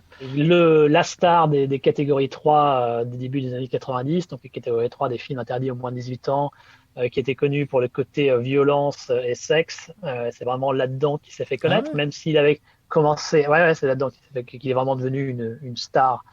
Même il avait commencé sa carrière en 1985 et certains d'entre vous s'en souviennent évidemment pour avoir été le méchant de À toute épreuve de John Woo. On en revient toujours là. C'est d'ailleurs rigolo de voir qu'ils travaillent cette fois-ci ensemble, hein, puisque dans À toute épreuve, Tony veut abattre Anthony Wong, et là, au contraire, les deux sont sur la même fréquence. Et ce que je trouve intéressant également dans la relation avec Anthony Wong et Tony Leung dans Infernal Affairs, c'est qu'il y a un côté à la fois relation père-fils, une affection entre les deux, mais il y a également une espèce de, pas d'antipathie, mais on sent quand même que Anthony Wong manipule un peu le truc, quoi. Ouais. Il abuse un petit peu également de Tony, qui le pousse, alors que lui aurait probablement arrêté d'être undercover depuis déjà un certain temps s'il avait pu, quoi. Et je trouve que ça donne quelque chose d'assez intéressant. Alors, on peut dire qu'également, il y a le même type de relation quelque part avec Eric Tsang et Andy Lau. Complètement, en fait. Les deux se font manipuler chacun par leur père pour que fais ce que ton père te dit. En fait, c'est ça le thème du film. Et au final, les deux pères meurent et donc ils doivent eux-mêmes devenir leur propre personne. Et en fait, c'est vrai qu'on n'en a pas trop parlé, mais c'est vraiment un film aussi père-fils. Hein. Père-fils avec deux frères qui se connaissent pas. C'est une sorte de... Ah, c'est ça. Ouais, voilà, deux frères bâtards qui se connaissent pas un petit peu. Il y a un petit côté comme ça, je trouve, dans ce film. Il a des thèmes vraiment intéressants. Au final, pour un film polar simple, quand on y réfléchit, c'est simple. C'est un mec infiltré et l'autre qui est infiltré dans l'autre camp. C'est très simple et au final, il fait va à réfléchir. l'essentiel, quoi. Ouais. C'est ça qui est fort. C'est ça, il C'est dure qu'il y a pas de 1h40 gras, tu aussi. vois, c'est vraiment- Il dure 1h40, quoi. J'aime quand même la petite scène où il y en a un qui hurle « Hey, j'ai la cocaïne !» Ça m'a fait marrer. Parce C'est que Chapman, on- le comique de service. On passe de la tension de cette scène où il parle en morse, etc. On est à fond dedans et d'un seul coup, il y a l'autre qui est « Ah, j'ai la cocaïne !» Ça m'a vraiment fait marrer, ouais. Pour information, celui qui accompagne Chapman To dans cette scène avec son petit bouc et qui est l'espèce d'homme de main principal de Eric Tsang, il s'appelle Dion Lam et c'est le chorégraphe de Infernal Affairs. C'était un ancien cascadeur qui est devenu chorégraphe dans les années 90, qui a bossé sur quelques gros films de Andrew Lowe avant, tel Storm Riders et The Man Called Hero. Et c'est comme ça qu'il est devenu également chorégraphe de Infernal Affairs. Donc c'est lui qui gère toutes les séquences d'action, même s'il n'y en a pas beaucoup dans celui-là, séquences d'action ou crash de voiture, ce genre de choses. Et pour l'anecdote, il a une petite carrière hollywoodienne, certes très courte, mais relativement marquante, puisque c'est lui qui a chorégraphié les séquences d'action du Spider-Man 2 de Sam Raimi. Ah, pas mal. Il y a pire. Ouais. Ah, il y a pire, ouais. Ouais. Ça va.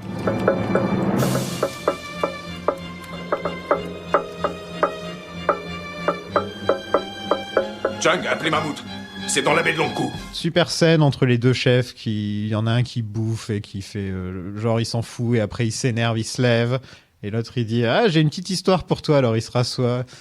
J'ai bien aimé, tu connais l'histoire des deux gars qui et donc là ils se rassoient alors qu'ils sont en train de s'engueuler et ils se menacent de mort.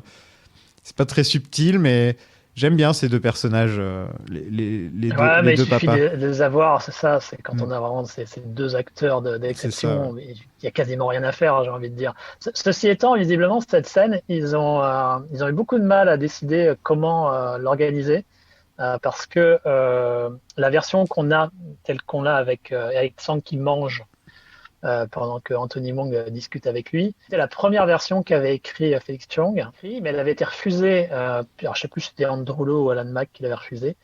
Et il s'en est retrouvé à écrire 3 versions différentes. Il y avait une version où cette scène devait avoir lieu, mais à la place d'avoir de la nourriture, c'était un plateau d'échecs. Donc là, ça aurait été vraiment in your face. Ouais, voilà. trop on the nose là. Ouais. Et il y en avait une autre où on voyait Eric Tsang qui brûlait de l'encens pour le général Quan. Le général Quan, c'est une espèce de divinité taoïste qui est à la fois appréciée par les gangsters et par la police. Ok. L'idée de faire une espèce Ils de se parallèle, retrouvent. je pense, par rapport à ça. Exactement.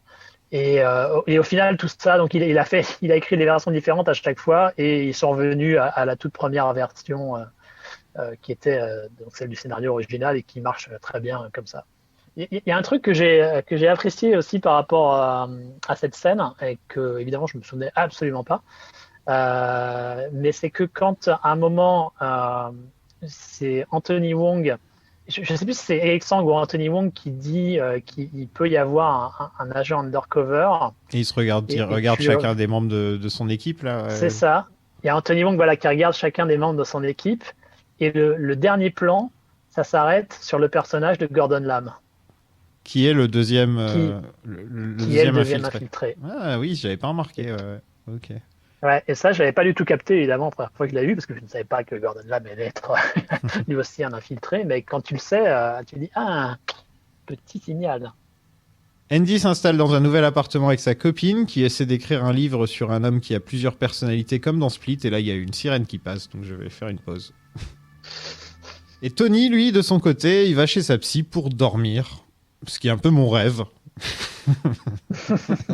Mais bon, tant qu'à payer quelqu'un 50-60 euros, autant aller à l'hôtel. Oui, et puis j'ai envie de dire, quand t'as Kelly Chen comme psychiatre, je sais pas si t'as envie de dormir. Enfin, moi, elle est, pas envie de dormir, elle est super jolie. Hein. Alors là, il n'y a rien à dire. Hein. Vraiment très très jolie. Elle est actrice connue aussi. Actrice connue, alors Sammy Cheng et Kelly Chen, toutes les deux, c'est des chanteuses à la base. Ah, ok.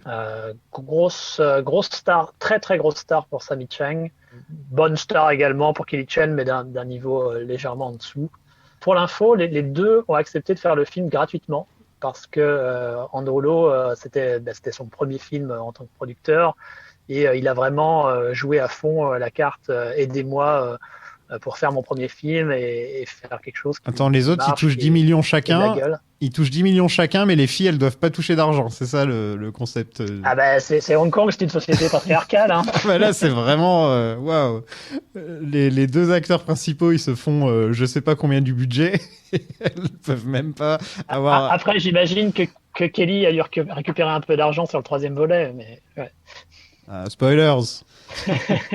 Moi, je trouve que les personnages féminins, ils servent quand même vraiment quelque chose. Hein. Ils servent à montrer ce que pourrait être la vie normale et réussie de ces personnages, quoi. C'est un espèce de bonheur un petit peu idéalisé, mais qui est présent, qui est à portée de main quand même. Et donc, je trouve que de ce point de vue-là, elles servent quelque chose. J'adore les petits moments rom-com. Qu'est-ce que vous pensez de moi? Et là, il y a la petite musique qui commence et tout. Il se regarde droit dans les yeux. Et je fais... C'est marrant que en 2 petites minutes, on a un autre film totalement différent du film qu'on a vu avant.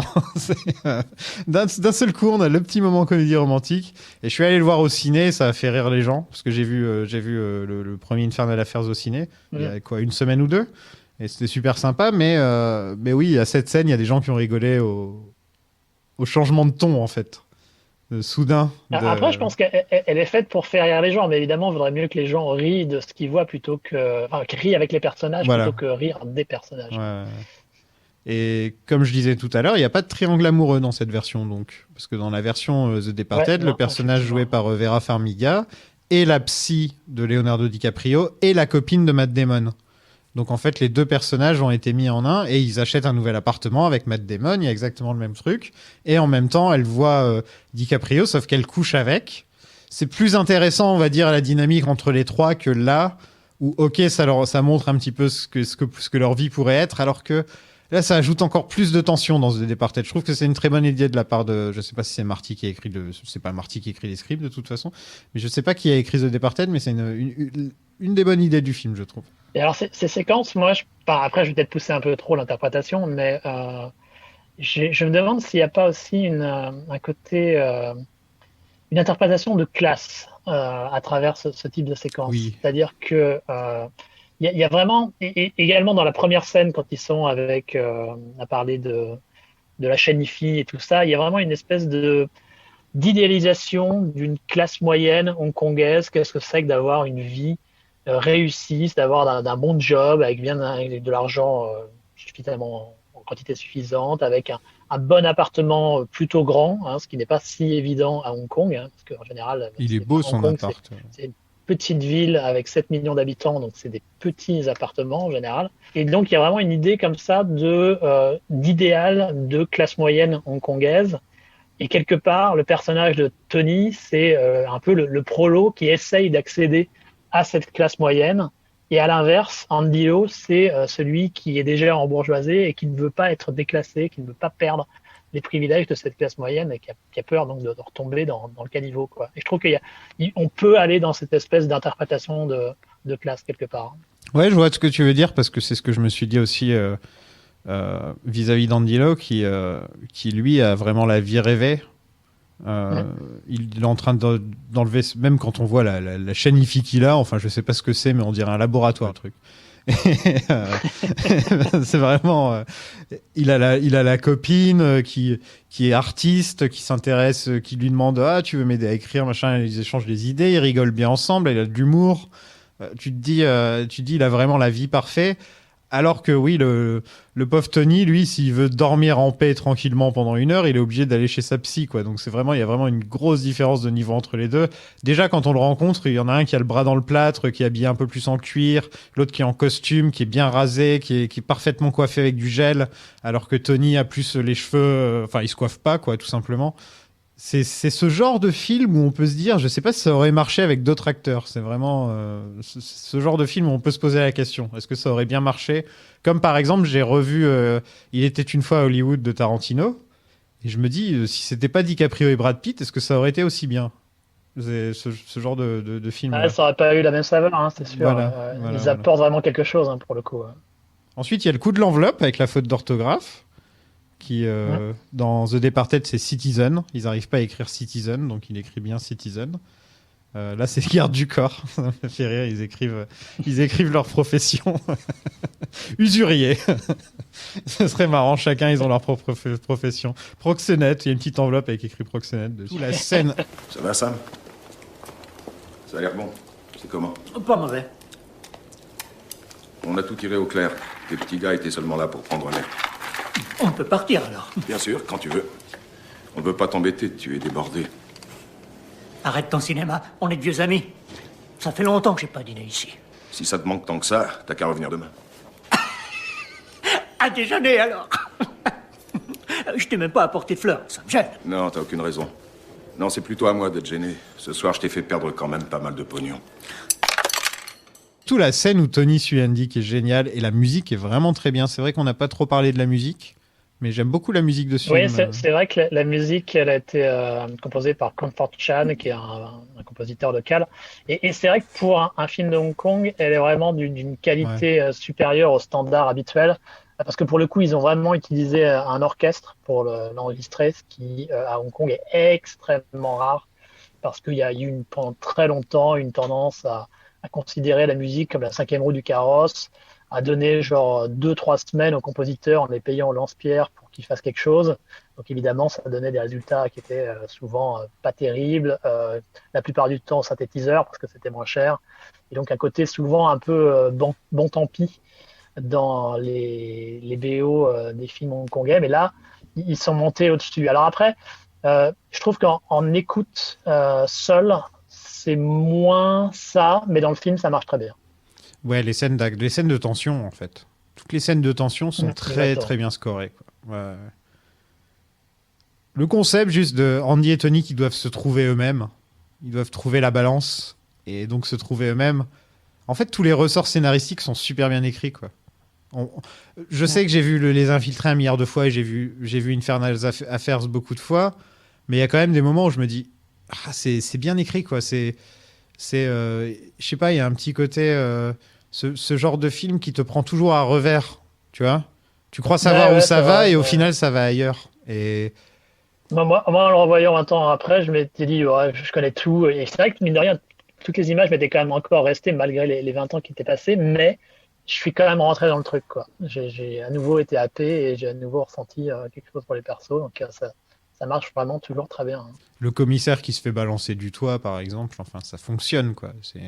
Qui tombe sur le toit sur le toit du taxi alors que il vient de sortir du taxi et bam, ça tombe du sol. Je vais encore faire fait son petit effet. Hein. Ouais, je vais encore faire la comparaison dans The Departed. C'est violent. C'est bam, il tombe et t'es là, genre t'as le choc. Alors que là, c'est plus émouvant. On te met des petits flashbacks, on te met un peu la petite musique. En fait, t'es plus triste pour les personnages dans Infernal Affairs que dans The Departed. Mais dans The Departed, il y a le côté vraiment violent et choquant de la chose. Tu vois ? Pareil pour quand DiCaprio se prend une balle dans la tête. Quand DiCaprio se prend une balle dans la tête, il n'y a pas tout le petit flash, etc. Les portes s'ouvrent, bam, balle dans la tête et on passe à autre chose. Tu vois, c'est vraiment... c'est choquant.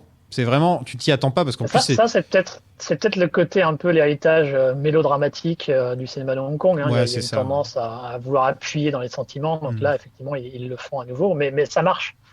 Je trouve que quand c'est fait habilement, il n'y a pas de raison, ça marche, et c'est le cas ici. Sachant qu'à l'origine, dans le scénario, il ne devait pas mourir comme ça, en fait, Anthony Wong. Dans le scénario, il se faisait bastonner à mort dans l'ascenseur. Ah, on le voyait vraiment ce qui se passait, en fait, quoi. Parce qu'on le voit juste... On le voyait vraiment qu'il se faisait bastonner. Ouais. J'aime bien comme il essaie de rentrer... l'idée de changer. Il essaie de rentrer dans l'ascenseur en parlant au téléphone, etc. Ça me fait marrer jusqu'à ce que la petite main juste avant que ça ferme... toi, je t'ai reconnu. Et là, tu fais ah, c'est vraiment, vraiment super bien. Mais au moins, c'est la main du chorégraphe, donc tu es sûr qu'il a dû le tuer de manière très propre et efficace. Oui, avec style. Voilà. Et alors, pour l'anecdote, l'entrée du building et le toit sont deux endroits différents en réalité. Le toit, lui, c'est à North Point, qui se trouve donc du côté est de l'île de Hong Kong. Donc dans un bâtiment du gouvernement, comme j'ai indiqué. Et l'entrée, en fait, c'est un bâtiment classique commercial qui, lui, se trouve à Sheung Wan, qui est donc du côté ouest de l'île de Hong Kong, juste en face des ferries pour aller à Macao. On voit d'ailleurs le bâtiment des ferries à un moment. Et pour l'anecdote qui n'intéresse absolument personne, ce bâtiment est juste à côté de là où je vis. Donc je passe très régulièrement devant l'endroit où Anthony Wong a expiré dans Infernal Affairs. Bon vous pourrez stalker hein, si vous... et juste pour revenir sur deux petites séquences dont tu n'as pas parlé. La séquence quand ils sont en train de regarder un film. Oui, je me suis demandé quel film. Ouais, tu vois. Voilà, alors ça a l'air d'être un film de Chine, Chine continentale. Et alors, il y en a certains, je ne sais pas si c'est le cas, mais on peut partir dans cette interprétation. C'est que Infernal Affairs, quand il a été réalisé, donc en 2002, c'était vraiment une période qui, pour le coup, était difficile pour le cinéma de Hong Kong. Contrairement à ce qu'on pourrait penser, parce que c'était en train de cartonner à l'international, c'était super populaire aux États-Unis et tout ça, c'était en fait un moment où le cinéma de Hong Kong était en train de péricliter méchamment. Ça avait déjà commencé au milieu des années 90, et donc ça continuait sur sa lancée, malheureusement. Et donc certains voient dans le fait que les infiltrés de la police rencontrent Eric Tsang dans une salle totalement vide, comme une sorte de commentaire par rapport à la situation du cinéma de Hong Kong, d'autant plus que quand ils sortent de la salle, tu vois que les quelques films qu'il y a, les affiches, il y a Men in Black 2, oui. Je crois, dans les posters, donc des films américains qui étaient en train de manger le marché hongkongais. Donc certains voient dans cette séquence un commentaire sur la situation très difficile du cinéma de Hong Kong à cette époque. Ah ok. Ce qui se tient quelque part. Alors que dans la version américaine, t'as Nicholson qui fait semblant de se branler avec un dildo en regardant le film dans un... C'est un autre genre. C'est un porno en fait qu'il regarde. C'est dans un vieux cinéma complètement pourri porno. Et Nicholson fait semblant de se masturber avec un dildo, quoi. Voilà. C'est peut-être un commentaire sur la vie privée de Jack, c'est ça. Ouais, c'est ça.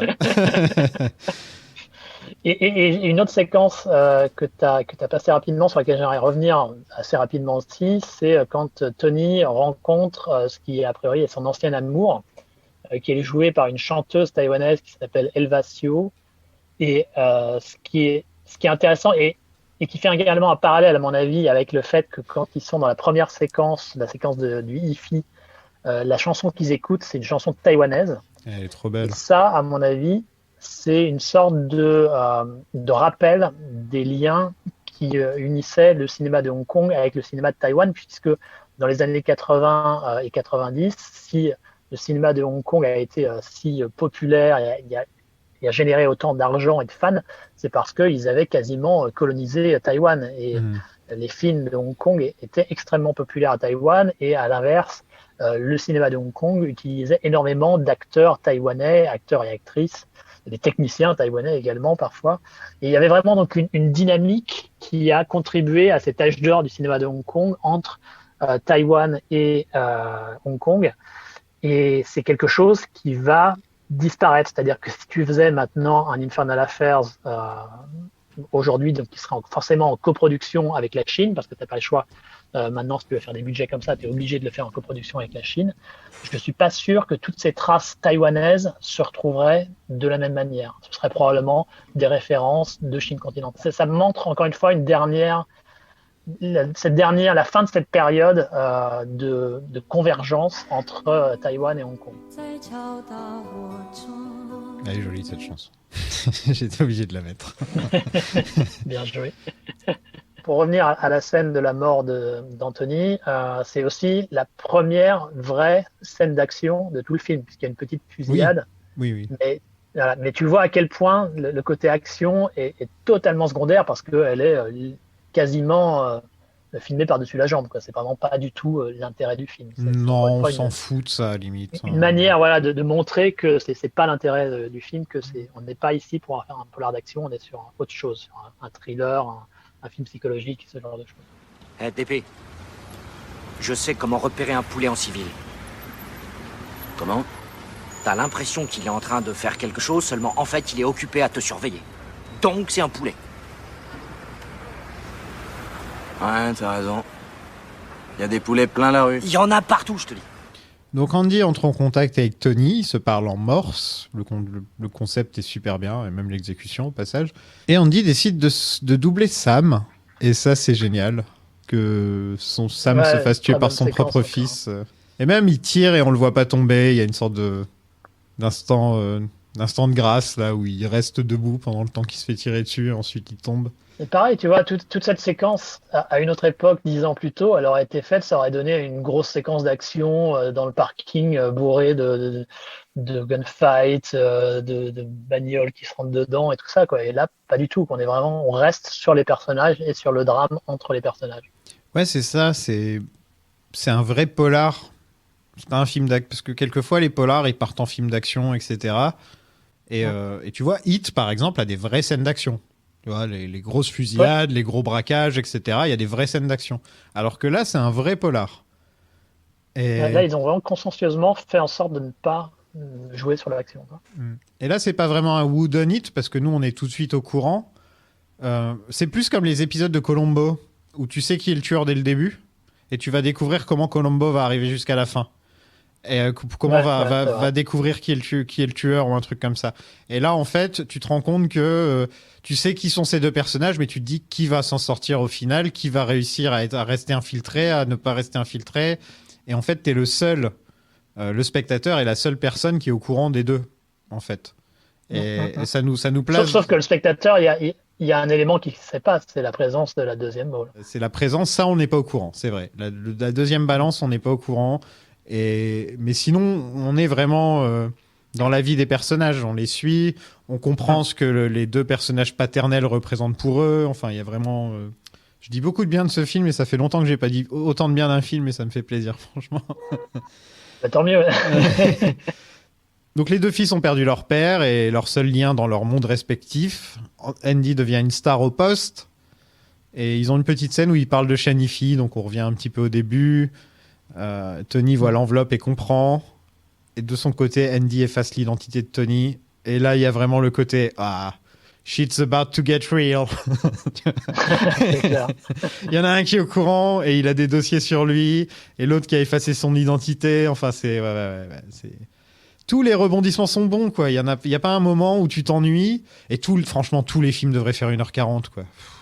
Je le dis maintenant. Ah bah oui, ça, c'est clair que tu en discutes avec tous les producteurs à travers le monde, parce que ils ont pas eu le mémo. Non, parce que quand tu vois Spider-Man, il a duré genre 2h50, 2h45, un truc comme ça, je sais plus combien exactement. Batman, c'est 3 heures de Batman. Et j'aime bien Batman, c'est ça le pire, mais je suis le premier à me dire, mais c'est pas possible 3 heures. Enfin, François Co, le taulier de Discordia et journaliste pour Mad Movies, a une théorie assez sympa, je trouve, là-dessus, qui parle de la bollywoodisation du cinéma hollywoodien, où ils sont en train de reprendre tous les codes et même la durée des films indiens de Bollywood, quoi. Ah, ils sont longs les films bollywoodiens, je savais même pas, tiens. Ouais, en général, ça fait 3 heures à chaque fois. Ah putain. Ok, ouais, d'accord. En plus, c'est dommage parce que je crois que les gens qui ont des cinémas, les gens qui tiennent des cinémas, ils préfèrent que les films soient courts. Comme ça, ils peuvent faire avoir plus de films. Ouais, effectivement. Ouais. Et c'était effectivement la manière de procéder à Hong Kong en général, hein. Il y avait du grosse pression des exploitants de salles pour que Ouais. les films soient calibrés 1h30, 1h40, hein. Mm. Donc là-dessus, encore une fois, Infernal Affairs est pour le coup un survivant de cette pratique. Parce que depuis, malheureusement, le cinéma de Hong Kong et chinois est tombé dans le même travers et fait des films de plus en plus longs. Parce que là, ça veut dire qu'il y a presque rien. Mais même, je dis presque. Mais il y a rien acheté, en fait. C'est rare les films où il y a rien Ah ouais, acheté. non, clair. Toutes les scènes ont un but, Bah, toutes après, les scènes amènent à quelque chose. Il y a vraiment rien acheté, quoi. Bon, les esprits chagrins vont peut-être se débarrasser de quelques scènes avec les filles Ah ou non, peut-être avec non, non, Chapmanto, mais moi je trouve qu'elles marchent et qu'elles sont utiles. Donc ouais, pour moi effectivement il n'y a rien acheté, hein. Non, Pas non, grave. on a besoin de voir leur vie en dehors. On a besoin de voir que c'est des vraies personnes. C'est pas juste un flic ou un mafieux, c'est des vraies personnes. Mm. Non, c'est important. Les personnages Je trouve féminins aussi, ouais. sont très importants. Et en plus, c'est des scènes très courtes. C'est vraiment pas. Enfin voilà, c'est limite à l'arrière-plan, quoi, dans le film au final. Donc c'est pas. Non, pour moi, il y a rien acheté. Et c'est très rare que je dise ça dans la saga, franchement. Et justement, parce que c'est 1h40 aussi. Ça aide énormément. Si le film avait fait 2h, 2h15, 2h20, il y aurait eu plus de trucs. Il y aurait eu une grosse scène d'action, tu vois, qui aurait duré 5-10 minutes. Et au final, t'as pas besoin de ça. Ouais, bah, savoure bien alors parce que je suis pas sûr que tu vas dire la même chose sur les numéros 2 et 3. Non. Attends, mais j'ai le son maintenant. J'ai un Et coup de- je croyais qu'on n'avait pas le droit de mettre de Star Wars. Comment ça se fait que là on Là, a droit c'est à le son. un nom de Dark Vador? C'est le son que j'utilise maintenant sur le nouveau. Et c'est pour dire non, on parle pas de Star Wars, justement. Mais là, je l'ai utilisé parce que je disais non. Donc c'est pour ça que ça m'est venu à l'esprit. Attends, et sinon, j'ai aussi. Ce n'est pas parce que tu parles que tu es intelligent. Voilà. Ah ouais, ça le, casse là. c'est le petit son Star Wars pour les gens qui veulent vraiment continuer à parler de Star Wars. Ouais. La chaîne marche bien. Pas mal. L'ampli doit chauffer un peu. Mais après 10 minutes, ça commence à bien sonner. Je dois saluer? Ça va. Depuis quand t'es infiltré? J'étais avec Sam depuis 3 ans. Avant, j'ai eu d'autres patrons. En tout, ça fait quasiment 10 ans. Quasiment 10 ans? C'est à moi de te saluer alors. Je veux simplement mon identité. Je veux redevenir quelqu'un de normal. Fatigué? Jouer double jeu tout le temps. Tu peux pas savoir. Rencontre sur le toit. Revenons à Infernal Affairs. Ouais. Rencontre sur le toit. Magnifique tension, un côté western. Le choc. Ça c'est aussi l'avantage, mine de rien, d'être à Hong Kong, hein. Hong Kong, c'est une ville extrêmement cinématographique, extrêmement cinégénique. T'as pas vraiment de besoin de faire beaucoup d'efforts, honnêtement, pour avoir des trucs qui ont de la gueule. Alors évidemment, là, ils ont fait les efforts nécessaires pour rendre ça encore mieux, mais de base, rien qu'avec la baie de Hong Kong, t'as déjà quelque chose d'absolument magnifique. Je trouve que c'est comme, deux grands comme acteurs qui se rencontrent. New York et Tokyo, il y a un petit côté comme ça aussi. Il y a pas longtemps, j'ai revu Lost in Translation. Et je me suis ennuyé, alors qu'à l'époque, j'aimais bien. Et par contre, suffit d'avoir Sofia Coppola avec une caméra qui se promène dans Tokyo et t'as un beau film. C'est juste, tu filmes un peu les immeubles et les trucs comme ça et ça rend quelque chose de beau. Et ouais, il y a des villes qui c'est vraiment le travail est mâché quasiment. Ouais, voilà. Donc la mort est brutale. Tu t'en rappelles la première fois que tu avais vu le film, ce que ça t'avait fait de voir Tony mourir comme ça? Ben, ça m'avait fait mal, hein, parce que moi je m'étais attaché à son personnage. Donc, mais j'avais surtout été plus surpris par le fait qu'il y ait un deuxième undercover. Je l'avais vraiment pas vu venir. Il est connu cet acteur? D'ailleurs, c'est marrant parce que Gordon Lam, donc, qui joue le deuxième undercover, déjà quand lui a fait le film, il n'était pas au courant que son personnage était undercover jusqu'au dernier jour quand ils ont filmé cette scène. Ah ouais. Toutes les autres scènes qu'il a fait, en fait, il les jouait vraiment en tant que policier normal, sans faire de subtilité ou quoi que ce soit. Ce qui était probablement une bonne idée, je pense. Que comme ça, tu étais sûr qu'il n'allait pas se trahir en essayant de jouer de la subtilité ou un machin de ce style. Donc ça, c'est plutôt bien vu, je pense, de la part des acteurs. J'ai lu un truc comme quoi, en gros, la scène de la scène sur le toit, à l'origine, devait être une fusillade. Et qui sont allés sur le toit et qu'ils ont réécrit un peu toute la scène. Andrew Law et pas Alan Mack, le deuxième scénariste. Ils Felix Chang, ouais, ouais, tout voilà. à fait, ouais. Apparemment, ils ont improvisé au début du tournage ou un truc comme ça. Ils se sont dit non, parce que Tony Leung était venu les voir pour leur dire je veux que ce soit une scène de dialogue. Et donc, ils ont dû tout réécrire. Ouais, effectivement. Et au final, ouais. c'est la meilleure idée du film. Et ouais, c'est une très bonne idée et ça montre à quel point c'était pour le coup utile d'avoir encore une fois ce réalisateur à tendance visuelle parce que c'est lui quand même qui a défini un certain nombre des éléments les plus cinégéniques du film, quoi. Enfin, ces séquences sur le toit, ces travelling, tout ça, c'est vraiment ça fait c'est les séquences emblématiques du film, c'est ce qui reste peut-être avant tout ce qu'il y a d'autre en fait. C'est vraiment ce qui est imprimé dans la rétine, quoi. Donc il a eu raison et c'est vrai qu'il a cette capacité. Moi je suis quelqu'un assez critique envers Andrew Rouleau. Hein. Je suis vraiment pas un grand fan de ce réalisateur de manière générale, mais sur ce coup-là, je trouve qu'il s'est vraiment sorti les doigts du cul et qu'il a vraiment fait quelque chose de bien, qu'il a vraiment su donner le meilleur de lui-même, quelque chose qui est vraiment mémorable pour le coup.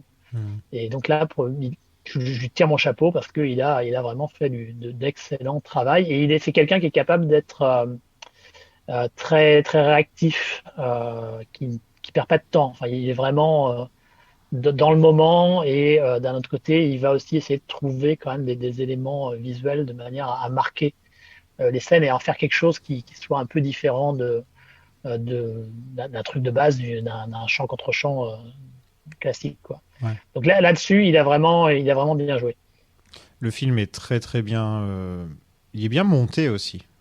C'est vrai qu'il faut le dire, le montage est vachement bien du film. Quelquefois, Un montage qui est assuré par les frères Pang, Oxide et Danny Pang, qui par la suite deviendront à leur tour réalisateurs avec des films très moyens. Le plus connu, c'était The Eye, une espèce de film surfant sur la vague Ring.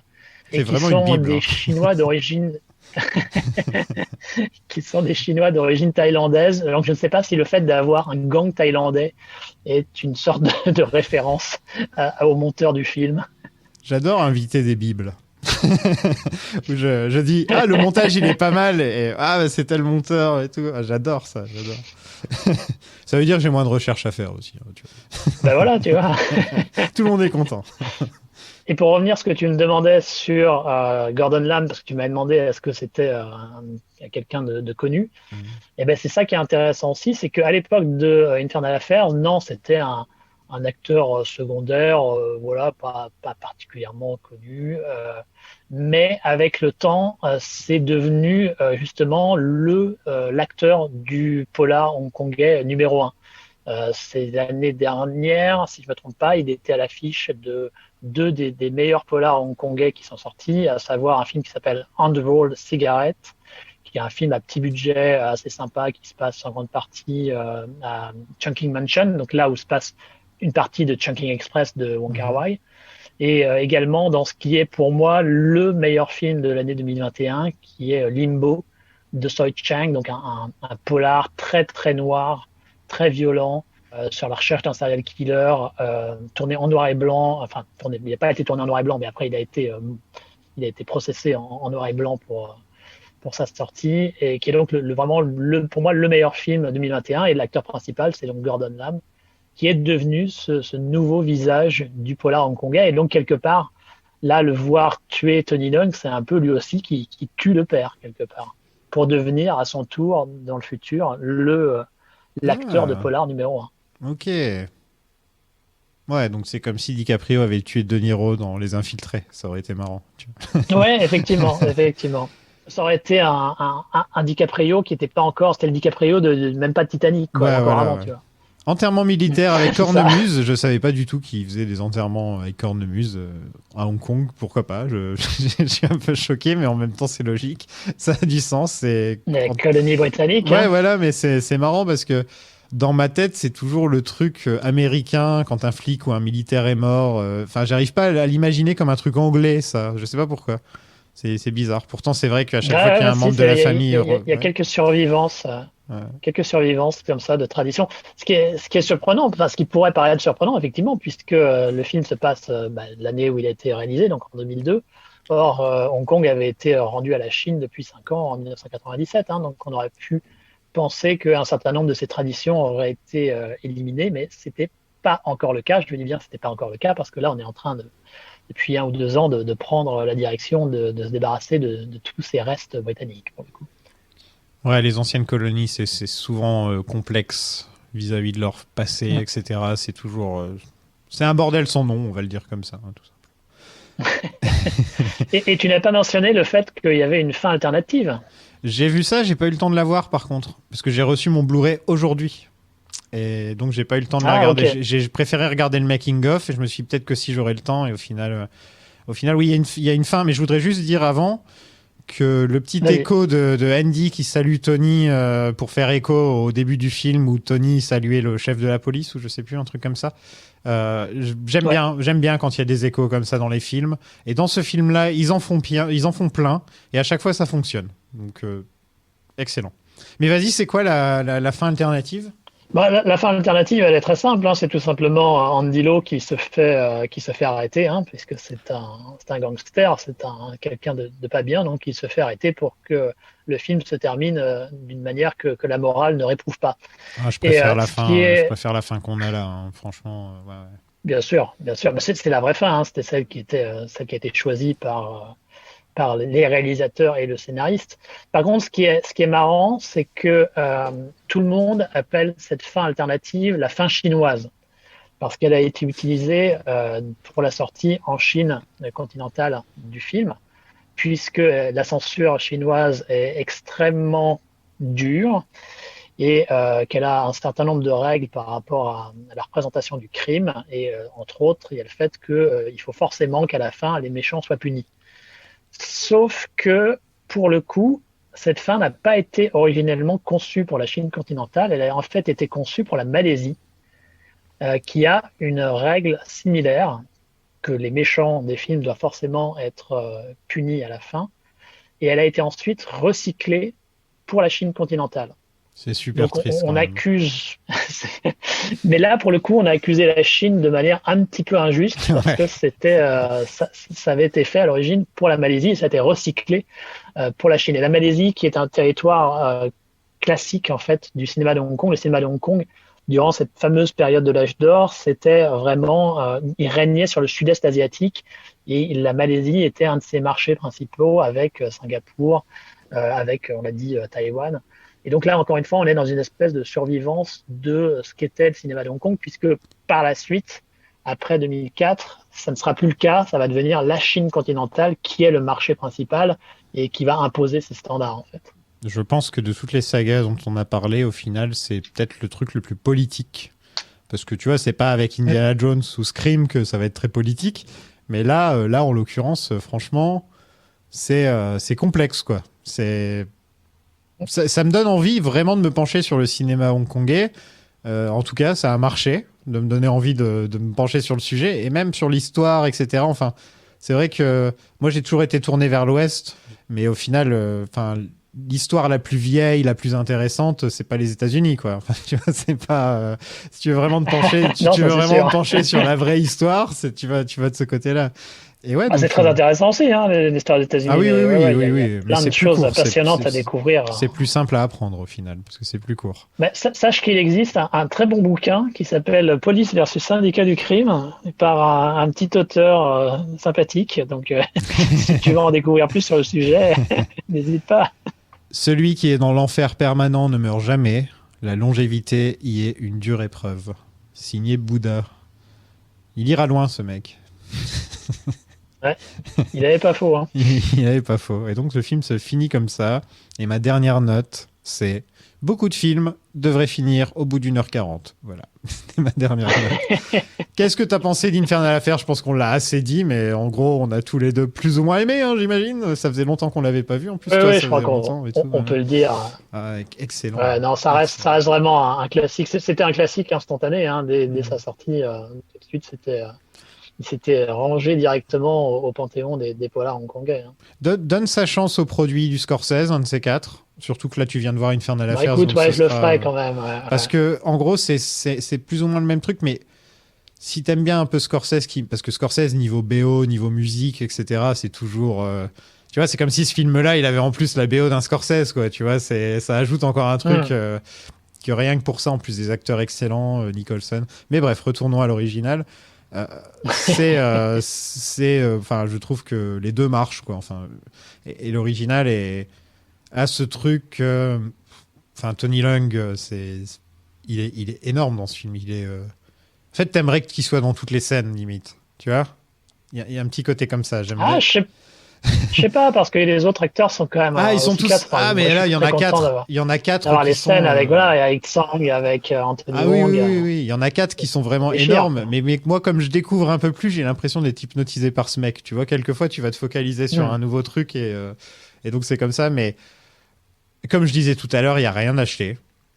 Je trouve c'est un film dans son genre quasi parfait, quoi. Enfin, c'est ce qui se fait de mieux. Et la preuve, c'est que ça peut être adapté par Scorsese et rester un bon film, etc. Enfin, tu vois que la base est là, quoi. Tout ce qui est bon est déjà là, quoi. Il n'y a pas besoin de changer quoi que ce soit au final. Clairement, ouais. Ouais, un très très bon. Et franchement, parler avec toi, ça m'a vachement fait plaisir parce que j'adore écouter les gens passionnés comme ça me raconter des trucs que je connais pas. J'ai l'impression d'avoir un bon prof, et les bons profs, c'est rare, tu vois. Les vrais bons profs, c'est rare. Les bons profs où tu vois, t'es là genre, c'est bien ce que tu dis. Et donc, je pense que je vais peut-être me lancer un petit peu dans le cinéma asiatique en général, mais surtout hongkongais. Déjà, je vais faire Hardboiled. Je vais faire Hardboiled pour le Patreon. Ouais. Donc, je vous conseille patreon.com/plan-séquence si ça vous intéresse. Et ouais, un plaisir. Je suis très content d'être tombé sur Infernal Affairs, franchement. Bah écoute, tant mieux. Hein. Et si tu veux continuer dans le registre, sache qu'à l'époque, il y avait le cinéma à Hong Kong était encore suffisamment dynamique pour lancer tout un tas de sous Infernal Affairs. Donc il y a eu une petite Infernal Affairs exploitation à la suite du succès de la trilogie. Je vais plutôt par exemple regarder.